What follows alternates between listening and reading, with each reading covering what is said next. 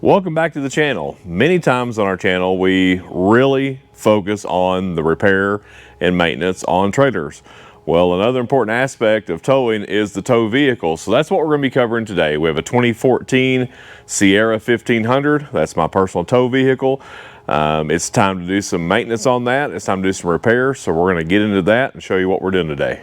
We have a trip coming up later this year, and there's several things that I've got to do to our tow vehicle to get them ready in order to go. We're going to cover maybe several of those in a few videos over the next few months, but the first thing we have to do, something I've been dealing with for a while, is address the brake control. If you own a 2014 GM 1500, 2500, or 3500 with the factory brake control like I do, then there's a good chance if you have any miles on that, you've experienced some of the trouble that I have. Many times it will come on as a brake fault. Check wiring, check brake control, whether you're hooked up to the trailer or not hooked up to the trailer. It's a little aggravating. If you've watched our channel to any extent, you know my opinion on brake controls. I have a pretty high standard for brake controls.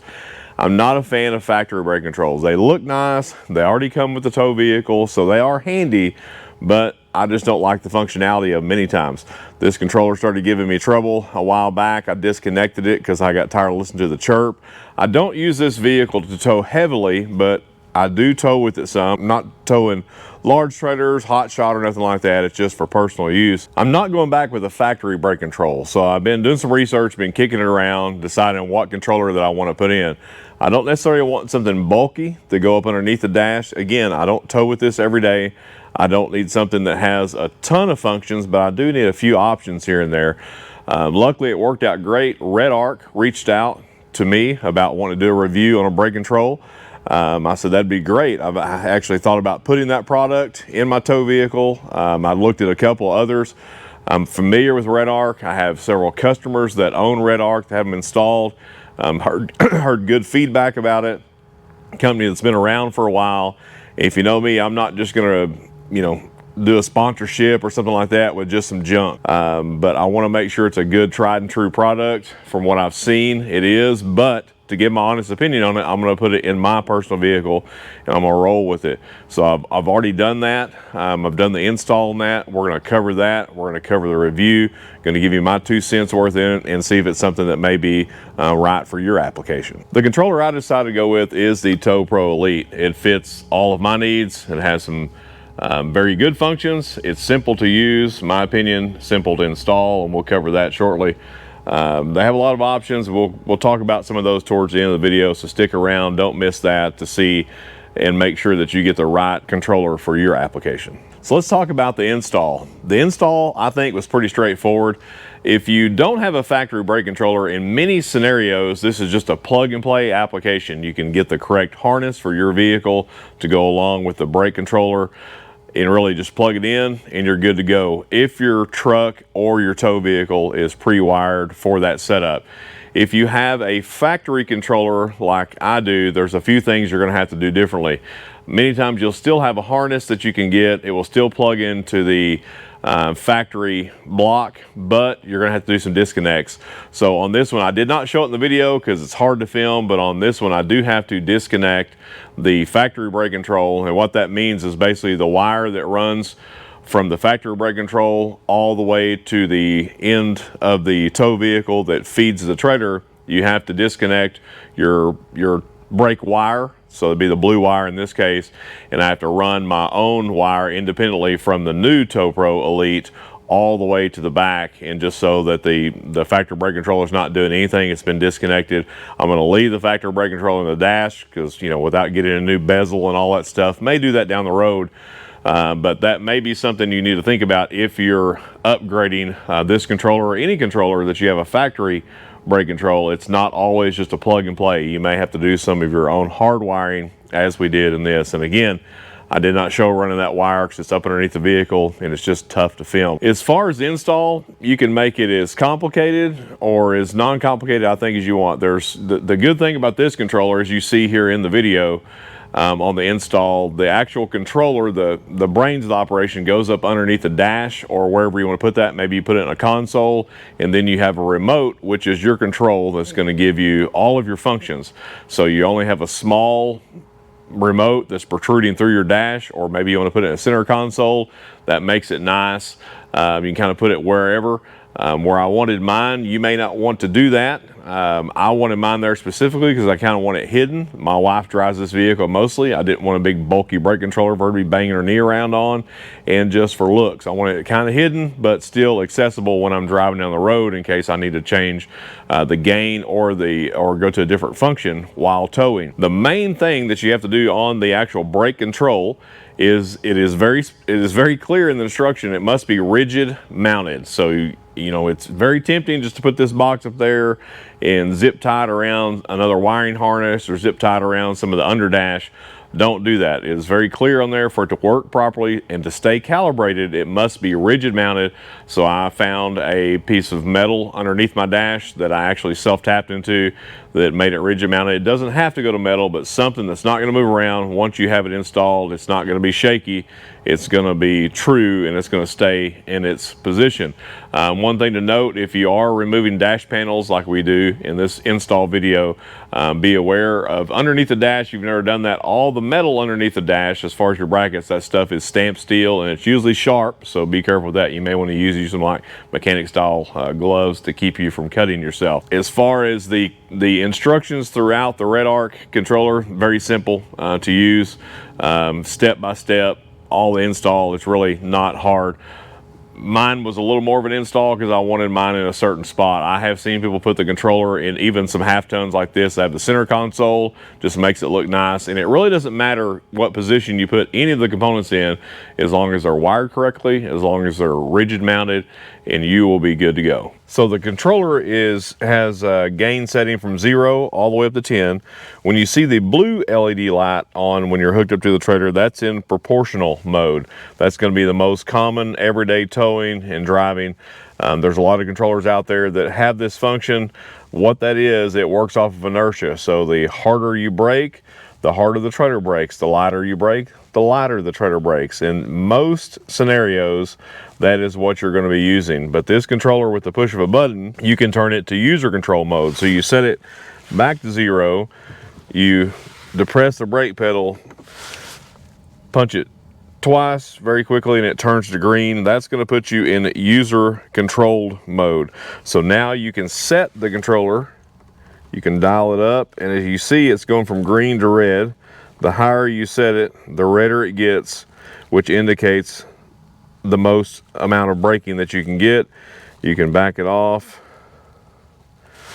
and it goes to more of a reddish amber, and you can set how aggressive the brakes are.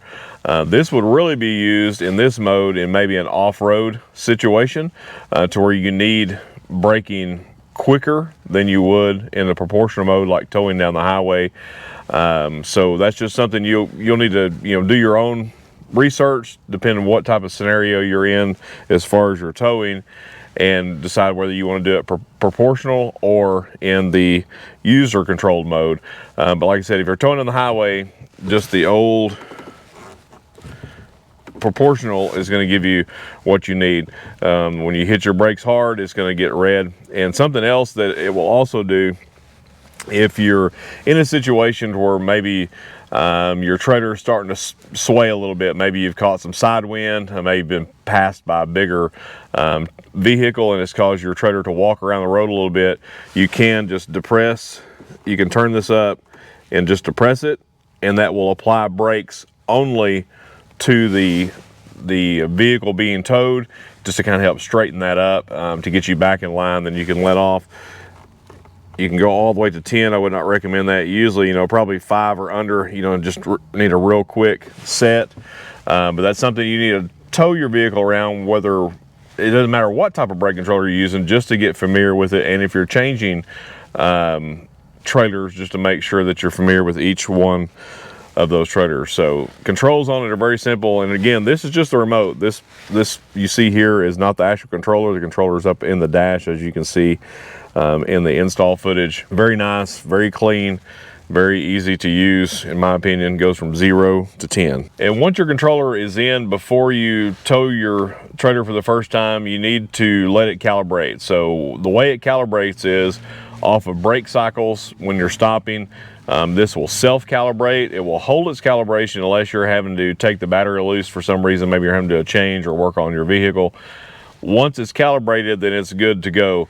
It takes up to 20 brake cycles for it to calibrate. So what that means, it takes 20 brake depressions for that. This one did not take that many. I think it did it in less than 10, if I remember correctly. So make sure you do that before you hook on to whatever you're going to be towing, to make sure it's calibrated and you're ready to roll. And just make sure you go over the instructions.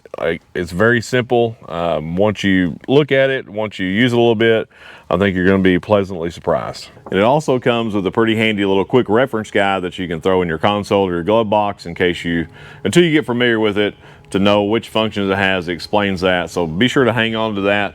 I know most times as men we throw the instructions away, right? But hang on to this piece, maybe chunk the rest of it if that's what you need to do. As far as my honest review, if you watch our channel by now, I think you know that I'm going to give an honest review. In my opinion, it's a great controller. I really like it. I have used it. I'm going to use it some more throughout the year. I'm going to use it on a trip later.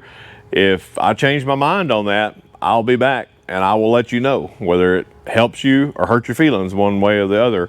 But I don't foresee any of that being the case. As far as the installation of it, my reviews on that are great too. I like it because it gives you many options as far as placement. It gives you many options as far as where the remote head goes compared to the brake, the plug and play options. There's a lot of that. And that being said, if you're in the off-road community, maybe you're wheeling, maybe you're rock climbing, whatever, overlanding, they have a trail kit for very specific vehicles that are plug and play options that make it nice, and they're really geared towards that community and for the functionality in that, whether you're in sand, whether you're in rock, whether you're in incline, or if you're going down steep grade. There's some options there that I think this really excels above others that would help you in that. So if you're off-roading, if you're looking at a Jeep or some of the other things that are out there, they make some kits that plug right into your dash. They make a kit that will go, basically you pop out a blank panel in there. It looks like a factory install, and all you have is that little knob that's exposed on the dash, which I like. Doesn't have a bunch of big numbers and all this stuff. You really don't need that unless you're pulling a big, hot shot trailer. Maybe you're doing something, with hydraulic brakes. This is not going to do that. This is going to tow up to 3-axle trailer, which for what we're doing, it's going to be perfect. So, my opinion, it's a great controller. If it wasn't a great controller, I wouldn't be doing a review on it. I try not to do a lot of negative reviews. I just don't review it. If it's something that's out there that's junk, I am going to tell you about it. And when it comes to the world of controllers, there's a bunch of junk in your big box stores. So use something that's been around for a while. These guys have been around for a while. You can research the engineering that went behind this, the development of it, which I've done all that. I've known about them for years. It just worked out great for me that they sent it out. I would be more than happy to run this in my tow vehicle, use it on our trip later on in the year. I think it's a great controller. I think it's pretty simple to install. Like I said, you can make it as complicated as you want, depending on what finish you want it to look like. Mine was maybe a little more complicated than it needed to be, but I wanted mine in a very specific location, so that's where we put it. I appreciate you tuning in. Check out all their other controls. Remember to check the link in the description below. We will leave the links to these on Amazon, whether you're needing the trail kit, if you're needing the Tow Pro Elite, just an everyday controller, or you're really needing something in the off-road community. If you're one of those guys or gals, they have you fixed up. Check them out. I think they'll have something that will get you on the trail. I think they'll have something that keep you on the highway, keep you stopping safely. And just remember, occasionally we got to pull off the trailer and we got to work on our tow vehicle. This truck just turned 200,000, so I've got several things to do for it to get it ready to go. I'm even going to do an engine swap here before I make my trip, so we may video some of that.